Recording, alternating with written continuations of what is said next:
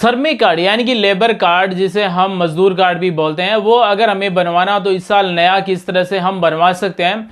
अगर आपको श्रमिक कार्ड बनवाना है तो आप एक निर्माण श्रमिक होने चाहिए, साथ ही निर्माण श्रमिक होने का आपके पास सर्टिफिकेट भी होना चाहिए। यानी कि जहां पर आप निर्माण श्रमिक का काम कर रहे हैं वहां पर आपको एक सर्टिफिकेट बनवा कर दिया जाएगा, चाहे वो आपके पड़ोसी के घर काम कर रहे हो या फिर ठेकेदार के थ्रू आप काम कर रहे हो, तो वहां से आपको एक निर्माण श्रमिक होने का एक सर्टिफिकेट बनवाना होगा। यानी कि एक खाली फॉर्मेट है, उसे आपको भरवाना होगा और उसके बाद में आप अपना नया श्रमिक कार्ड बनवा सकते हैं। श्रमिक कार्ड बनाने के लिए आपको किसी प्रकार का कोई चार्ज नहीं देना होगा, बिल्कुल फ्री में आप ऑनलाइन फॉर्म भर सकते हैं। अगर आपके घर परिवार में कोई भी थोड़ा बहुत ऑनलाइन फॉर्मों के बारे में जानता है, ऑनलाइन वेबसाइटों के बारे में जानता है, मोबाइल चलाना जानता है, तो बिल्कुल फ्री में ऑनलाइन फॉर्म आप अपने श्रमिक कार्ड के लिए भर सकते हैं। नया श्रमिक कार्ड अगर आपको बनवाना हो तो किस तरह से हम ऑनलाइन फॉर्म भर सकते हैं, आज हम आपको बताने वाले हैं। तो दोस्तों, अगर आपका श्रमिक कार्ड नहीं बना हुआ है, अगर आप एक निर्माण श्रमिक हैं, तो आप अपना नया श्रमिक कार्ड किस तरह से बनवा सकते हैं। या फिर आपका श्रमिक कार्ड पहले से बना हुआ है लेकिन आपका श्रमिक कार्ड रिन्यू नहीं है, कि आपका श्रमिक कार्ड का जो लास्ट तारीख है, एक्सपायर डेट है, वो पूरी हो गई है, तो आप अपने श्रमिक कार्ड को किस तरह से रिन्यू कर सकते हैं। सबसे पहले हम आपको बताने वाले हैं कि आप नया डिजिटल श्रमिक कार्ड कैसे बना सकते हैं। उसके बाद में हम आपको बताएंगे कि आप अपने श्रमिक कार्ड को किस तरह से रिन्यू कर सकते हैं। तो नमस्कार दोस्तों, आप सभी देख रहे हैं जॉब अलर्ट गुरु। आज हम आपको बताने वाले हैं कि अगर हमें नया श्रमिक कार्ड बनवाना हो तो हम किस तरह से घर बैठे ऑनलाइन फॉर्म भर के अपना श्रमिक कार्ड बनवा सकते हैं। या फिर अगर आपका श्रमिक कार्ड एक्सपायर हो गया, लास्ट डेट चली गई है, तो उसके बाद में आप अपने श्रमिक कार्ड को किस तरह से रिन्यू करवा सकते हैं।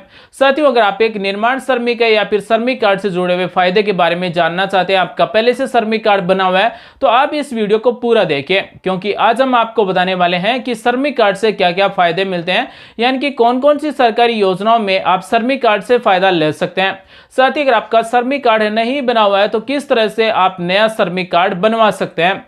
सबसे पहले हम बात करने वाले हैं उनके लिए जिनका श्रमिक कार्ड बना हुआ है। श्रमिक कार्ड से आपको बहुत सारी सरकारी योजनाओं का फायदा मिलता है, जैसे शुभ शक्ति योजना। इस योजना के अंतर्गत आपको 50,000 रुपए मिलते हैं। आपका श्रमिक कार्ड बना हुआ है तो आपके जो पुत्र पुत्री हैं वो अगर पढ़ाई करते हैं तो छात्रवृत्ति भी मिल सकती है, और छात्रवृत्ति आपको 35,000 रुपए, अधिकतम आपको 35,000 रुपए छात्रवृत्ति मिल सकते हैं। आपका श्रमिक कार्ड बना हुआ है, अगर आप छात्रवृत्ति के लिए ऑनलाइन फॉर्म भरना चाहते हैं तो इस वीडियो के डिस्क्रिप्शन में लिंक मिल जाएगी, उस वीडियो को देखकर आप छात्रवृत्ति के लिए ऑनलाइन फॉर्म भर सकते हैं। आप सभी को एक एक कर बताते हैं कि आप अपने श्रमिक कार्ड से कौन कौन सी सरकारी योजनाओं में फायदा ले सकते हैं।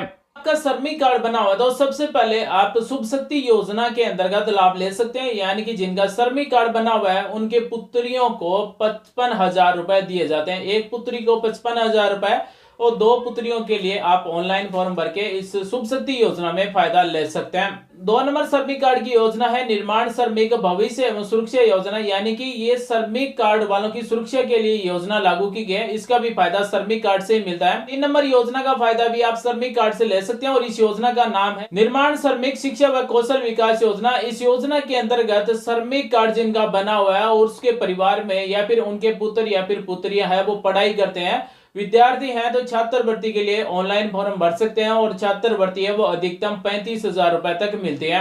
4 नंबर सरकारी योजना है निर्माण श्रमिक सुलभ आवास योजना, यानी कि आपका श्रमिक कार्ड बना हुआ है तो आपको सुलभ आवास योजना के अंतर्गत आवास भी मिल सकते हैं। 5 नंबर योजना है निर्माण श्रमिक औजार टूल किट योजना, यानी कि अगर आप एक श्रमिक हैं तो आप औजार से संबंधित, टूल किट से संबंधित आप आर्थिक सहायता ले सकते हैं। श्रमिक कार्ड वालों के लिए 6 नंबर सरकारी योजना है प्रस्तुति सहायता योजना। इस योजना के अंतर्गत अगर श्रमिक कार्ड धारक की पत्नी को पुत्र की प्राप्ति होती है तो उसे 20,000 रुपए मिलते हैं, वही पुत्री की प्राप्ति होने पर 21,000 रुपए प्रस्तुति सहायता योजना के अंतर्गत श्रमिक कार्ड वालों को दिए जाते हैं। इस तरह से श्रमिक कार्ड वालों के लिए 7 नंबर योजना है सिलिकोसिस पीड़ित हिताधिकारियों के लिए सहायता योजना, यानी कि सिलिकोसिस से पीड़ित जो निर्माण श्रमिक है उनको भी इस योजना के अंतर्गत आर्थिक सहायता दी जाती है। श्रमिक कार्ड वालों के लिए 9 नंबर योजना है निर्माण श्रमिक को अगर विदेश में रोजगार मिल जाता है, जो वीजा पर खर्च होता है वो भी राज्य सरकार इस योजना के अंतर्गत, यानी कि विदेश में रोजगार मिलने पर पुनर्भरण योजना लागू की गई है। वीजा पर जितना भी खर्चा होता है वो राज्य सरकार वापिस निर्माण श्रमिक के खाते में जमा करवा देते हैं, यानी कि जिसका श्रमिक कार्ड बना हुआ है अगर विदेश में रोजगार के लिए वीजा लगाता है और वीजा पर होने वाला सभी खर्चा है वो राज्य सरकार पुनर्भरण योजना के अंतर्गत वापिस वापिस निर्माण श्रमिक को दे देती है। श्रमिक कार्ड वालों के लिए 10 नंबर योजना है निर्माण श्रमिक अंतरराष्ट्रीय खेल प्रोत्साहन योजना। फायदा भी जिनका श्रमिक कार्ड बना हुआ है, जिनके पुत्र या फिर पुत्री है वो अंतरराष्ट्रीय खेल प्रतियोगिता में भाग लेते हैं तो उनको भी प्रोत्साहन राशि दी जाती है। 12 नंबर योजना है निर्माण श्रमिकों के लिए ब्याज पुनर्भरण योजना। जो भी निर्माण श्रमिक है जिनका श्रमिक कार्ड बना हुआ है, अगर वो अपने व्यवसाय के लिए कोई भी लोन लेता है, ऋण लेता है, तो उनको राज्य सरकार इस पुनर्भरण ब्याज योजना के अंतर्गत जितना भी ऋण का ब्याज होता है वो वापिस निर्माण श्रमिक के खाते में पुनर्भरण कर देती है, यानी कि जमा कर देते हैं। और 13 नंबर सरकारी योजना निर्माण श्रमिकों के लिए जिनका श्रमिक कार्ड बना हुआ है, जिनके पुत्र पुत्रियां IIT या फिर IIM में सिलेक्शन हो जाता है और ट्यूशन फीस होती है वो भी पुनर्भरण के रूप में वापस निर्माण श्रमिक के खाते में जमा की जाती है। तो अगर आपका श्रमिक कार्ड बना हुआ है तो आप इन 13 सरकारी योजनाओं में फायदा ले सकते हैं। अगर आपका श्रमिक कार्ड नहीं बना हुआ है तो आप बहुत ही आसान तरीके से घर बैठे अपने लैपटॉप, PC या फिर आपके पास स्मार्टफोन है तो अपने स्मार्टफोन से अपना श्रमिक कार्ड बना सकते हैं। श्रमिक कार्ड बनाने के लिए सबसे जरूरी दस्तावेज है जन आधार कार्ड। अगर आपका जन आधार कार्ड बना हुआ है तो आपको सबसे पहले जन आधार कार्ड नंबर की जरूरत होगी। उसके बाद में आपने इस साल या फिर आप जिस दिन श्रमिक कार्ड बना रहे हैं उससे लेकर लास्ट के 1 साल में अगर आपने कहीं पर भी निर्माण श्रमिक का 90 दिन काम किया हुआ होना चाहिए। अगर आपने 90 दिन निर्माण श्रमिक का काम किया है, जहां पर भी काम किया है वहां से आपको एक फॉर्मेट को भरवाना होगा, चाहे अपने पड़ोसी के काम किया हो या फिर आपने किसी ठेकेदार के थ्रू निर्माण श्रमिक का काम किया है, तो आप अपना श्रमिक कार्ड है वो घर बैठे ही बना सकते हैं। श्रमिक कार्ड बनाने के लिए आपको किसी प्रकार का कोई अन्य चार्ज देने की जरूरत नहीं है, बिल्कुल फ्री में आप ऑनलाइन फॉर्म भर सकते हैं। निर्माण श्रमिक का फॉर्म कैसे भरा जाता है वो अभी हम आप सभी को बता देते हैं। आप ऑनलाइन फॉर्म कैसे भर सकते हैं और किस तरह से आप अपना नया श्रमिक कार्ड बना सकते हैं। तो चलिए साथियों, आप सभी को ले चलते हैं निर्माण श्रमिक की ऑफिशियल वेबसाइट पर और वहीं से आप सभी को दिखाते हैं कि आप अपना श्रमिक कार्ड कैसे बना सकते हैं। तो सबसे पहले आप जिसका भी श्रमिक कार्ड बना रहे हैं या फिर आपके परिवार में जो भी श्रमिक कार्ड के लिए ऑनलाइन फॉर्म भर रहा है तो उसकी SSO ID बनी भी होनी चाहिए। अगर खुद की नहीं है तो परिवार में किसी अन्य सदस्य की है तो उनकी SSO ID से भी अपना श्रमिक कार्ड बना सकते हैं। तो आपको SSO में यहाँ पर यूजर ID लगा देनी है, पासवर्ड लगा देने हैं, कैप्चा कोड लगा देना है, लॉगिन कर देना है। उसके बाद में डैशबोर्ड इस तरह से ओपन हो जाएगा। यहाँ पर राजस्थान सरकार के जितने भी सरकारी ऐप हैं उन सभी के लिंक मिल जाएंगे। यहाँ पर आपको सर्च करना है लेबर। जैसे ही लेबर सर्च करेंगे तो इस तरह से ऐप आ जाएगा। इस ऐप पर आपको क्लिक कर देना है। जैसे आप इस पर क्लिक करेंगे तो लेबर डिपार्टमेंट की ऑफिशियल वेबसाइट ओपन हो जाएगी। यहाँ से आप श्रमिक कार्ड बना सकते हैं, श्रमिक कार्ड को रिन्यू कर सकते हैं, साथ ही श्रमिक कार्ड से जुड़ी भी 13 जो सरकारी योजना है उन सभी में ऑनलाइन फॉर्म भर सकते हैं। तो आज हम आपको बताने वाले हैं कि आप अपनी खुद की SSO ID से किस तरह से नए श्रमिक कार्ड के लिए ऑनलाइन फॉर्म भर सकते हैं।